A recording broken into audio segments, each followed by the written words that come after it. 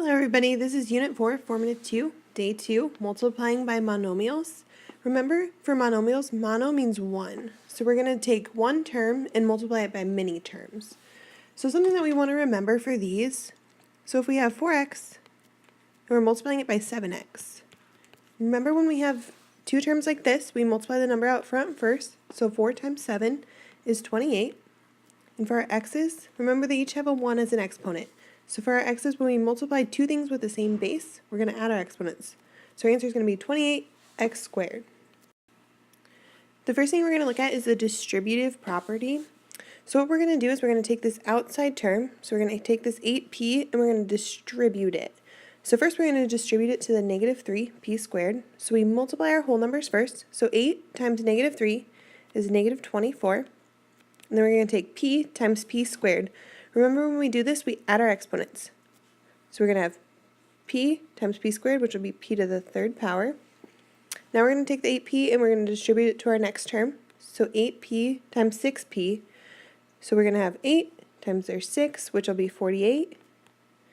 And then for our p's, we're going to have p times p. And remember, we add our exponents. They both have a 1 up here. Don't forget that. So 1 plus 1 is 2. So I'm going to have p to the second power. Now I'm going to take my 8p and go to the third term. So I'm going to take 8 times the minus 2, which will be minus 16. And then it's just going to be p, because there's no p with the 2, so we just have a p. For these problems, we're going to use the distributive property to solve. So for number 2, the first thing we're going to do is we're going to take the negative 5x squared and we're going to distribute it to the 3x. So we multiply our whole numbers first. So negative 5 times 3 is negative 15. And then for our x's, remember we add our exponents. So we have a 2 here, and there's a 1 exponent up here. So 2 plus 1 is 3, so we'll have x to the third. And then we take our negative 5x squared, we distribute it to our 9. So 9 times a negative 5 is minus 45, and then we just have our x squared for our answer. Now for number 3, we're going to do the same thing. Don't be afraid of the fraction, it's okay. So we're going to take the 1/4 x, and we're going to distribute it to the 8x. Remember when I take the 1/4 times the 8, that's the same thing as having 8 over 4. So 8 over 4, we know is 2. So we're going to have 2. And then for our x's, remember they both have an exponent of 1, so we add our exponents. So we're going to have x to the second power. Then I'm going to take my 1/4 and distribute it to the minus 16. So then that's the same thing as 16 over 4. So 16 divided by 4 is 4. So we're going to have, it's going to be minus 4, because remember that 16 was negative. And now we have, our x just comes to our answer. Okay, for these problems, they're a little bit longer, but we're just going to take them one step at a time. So the first thing we're going to do is we're going to distribute what's outside here to each term inside. So we're going to distribute it to this one first. Remember, we combine like terms, so we're going to take the whole numbers first. So we're going to take 6 times 5, which is 30. Then we're going to take our x's. So we have x to the third times x to the second. And remember, when we do that, we add our exponents. So we're going to have x to the fifth.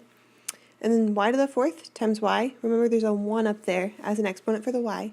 So we add our exponents again. So 4 plus 1 is 5 for the y's. Now we're going to take this term and go to the second one in the parentheses. So again, we're going to do our whole numbers first. So 6 times negative 2 is minus 12. We're going to combine our x's. So we're going to have x to the third times x to the second, which will be x to the fifth. Remember, we add our exponents again. And then our y's, we're going to do the same thing. So we have y to the fourth and y to the third. So we're going to have y to the 7th. Now we're going to go to our third term. And for this one, since there's no whole number, it just stays a 6. We don't have any x, so it stays x to the third.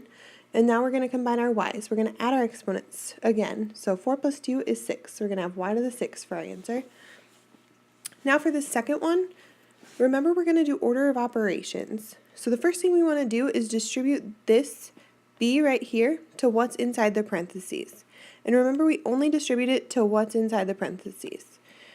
So we're going to distribute it first to the 5b. And remember, we combine our like terms, so it's going to be 5. And the b's both have a 1 as an exponent. So we're going to add our exponents. So it's going to be 5b to the second power. Then we're going to take the b and distribute it to the 1. So 1 times b is just b. You can write a 1 in front of the b if you want. You don't have to. And then we're going to add, remember we still have this 9b out here, so I'm going to just bring that guy down here. And then now we can combine our like terms. So this has just a b, and this has a b. I'm going to write a 1 in front of here, just so I remember it's 1b. So then I have 5b squared. I don't have any other b squared, so it's just going to be 5 b squared plus, and then I have 1b plus 9b, so then I'll have plus 10b. Okay, so here's our last problem. So this one looks a little bit longer, but we're just going to take it one step at a time. So I'm going to start with this first part. I'm going to distribute this 2t to this parentheses. So the first thing I'm going to do is take the 2 times the 3, which will be 6. And then remember our t's both have 1 as an exponent. So when I multiply those together, I add my exponent. So 1 plus 1 is 2. Now I'm going to take the 2 and distribute it to the minus 4. So I have minus 8, and then the t just comes down. And then now I'm going to distribute this 4 to this parentheses. So I'm going to have 4 times 5t squared. So 4 times 5 is 20. And then we just have t squared. And then I'm going to take the 4 times the 2t. So 4 times 2 is 8. The t just comes down. And then I'm going to take the 4 times the minus 6. So I'm minus 24. So now we can't leave our answer this way. We're going to combine our like terms. You have to combine like terms. So the first thing I'm going to look for, I'm going to do my t squareds first. So I have a t squared here, and I have one over here. So I have 6t squared plus 20t squared. So I'm 26t squared. Now let's do our t's. So I'm going to cross my t squares out, so I know I'm done with them.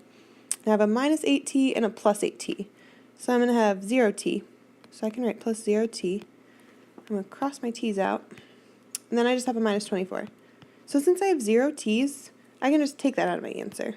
So my final answer is going to be 26t squared minus 24.